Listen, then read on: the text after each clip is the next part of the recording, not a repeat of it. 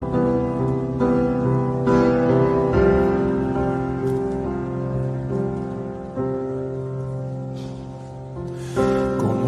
es posible que Jesús, como a su Hijo, Él me recibió?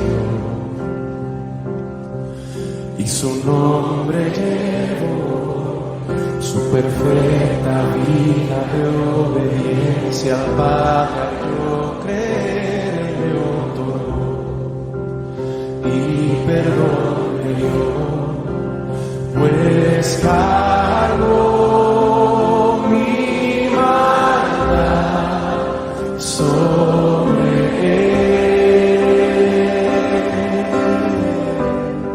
Su rectitud por la fe libra él.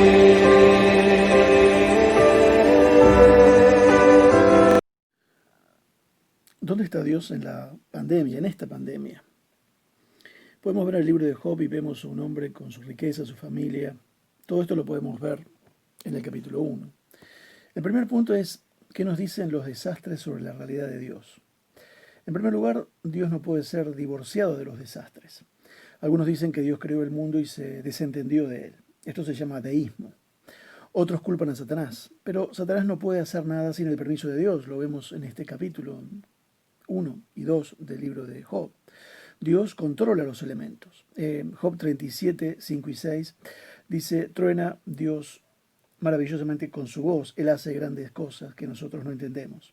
Porque a la nieve dice, desciende a la tierra, también a la llovizna, y los aguaceros torrenciales.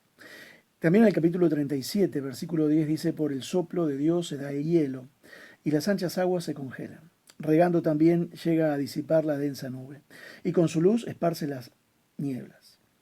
Asimismo, por sus designios se revuelven las nubes en derredor para hacer sobre la faz del mundo. En la tierra lo que Él les mande. También vemos que Dios usa los elementos de la naturaleza para castigar a la gente. El diluvio lo hizo en Génesis, lo vemos en la tormenta, en el libro de Jonás.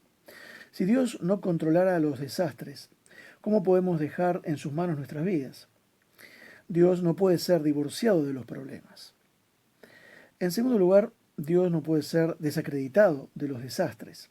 Un periodista escocés dijo que en el tsunami de Asia en el año 2004, que Dios debería estar avergonzado por el desastre.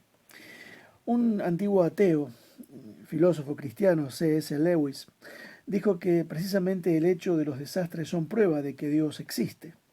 ¿De dónde viene la idea de justicia, si no, o la injusticia, la luz o la oscuridad? Nadie puede decir que un renglón está torcido si no conoce lo que significa un renglón derecho. ¿Se entiende? Si el universo no tiene sentido, nosotros no hubiéramos podido darnos cuenta que no tiene sentido, porque no tendríamos contra qué contrastarlo.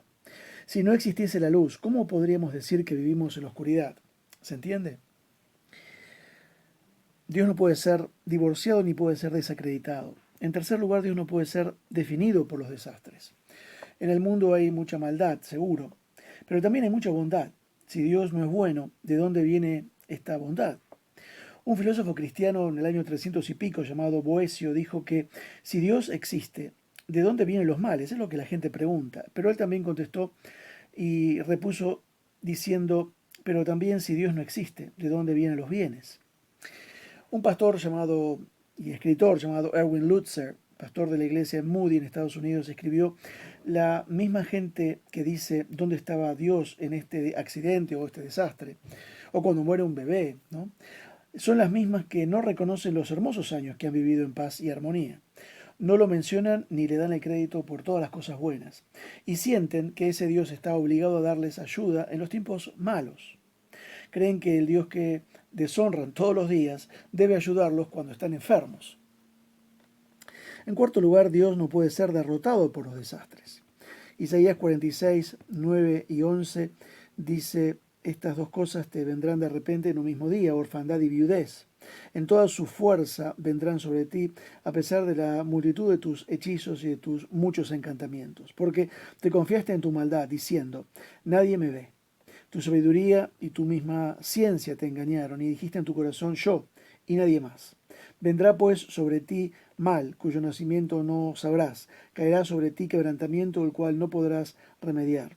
Y destrucción que no sepas vendrá de repente sobre ti. Esas cosas no pueden derrotar a Dios. Nuestra visión es parcial muchas veces. Uno puede ver, por ejemplo, el propósito de Dios en las cosas. En Romanos 8:28 lo dice, ¿no? Este texto no está diciendo que las cosas malvadas son buenas, realmente enseña que Dios usa las cosas malvadas. Usa esas cosas, las enfermedades, las calamidades para el bien de la gente. Dios es el único que puede sacar lo bueno de lo malo. Son como herramientas, nuestras calamidades, nuestras desventuras, son herramientas que usa Dios para lograr el bien. Dios no puede ser derrotado por estas cosas. El entramado de una alfombra vista del otro lado es una maraña de hilos que no tienen sentido. Eso es lo que nosotros vemos cuando vemos un desastre. No tiene sentido, decimos. Pero Dios está tejiendo algo maravilloso que solo nosotros, sus hijos, sabemos que es verdad, más allá de nuestras lágrimas y confusión y dolor. No le pidas a un no creyente que entienda el dolor. Sin el Espíritu Santo no lo va a poder entender.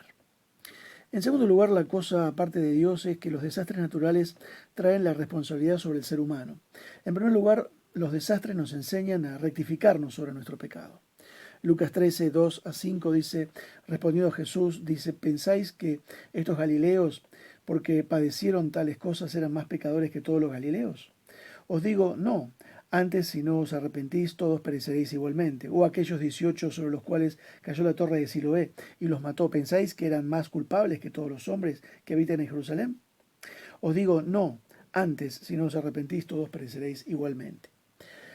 No podemos decir que el SIDA es un juicio de Dios, ni esta pandemia tampoco, porque la gente muera por esa enfermedad no significa que sea un juicio de Dios. Estos versos nos enseñan a ver nuestro corazón, no como aquellos que juzgaban a los galileos pensando que eran peores porque habían muerto. Los enfermos de SIDA son más pecadores que nosotros. El dolor es un megáfono que usa Dios para hacerse oír cuando la gente no lo escucha cuando Él habla. Hay gente que está aceptando a Cristo debido a esta calamidad. Los desastres los alejan a muchos, pero también a otros los acercan a Dios. En segundo lugar, los desastres, aparte de rectificar sobre nuestro pecado, nos enseñan a reflexionar sobre la bondad de Dios.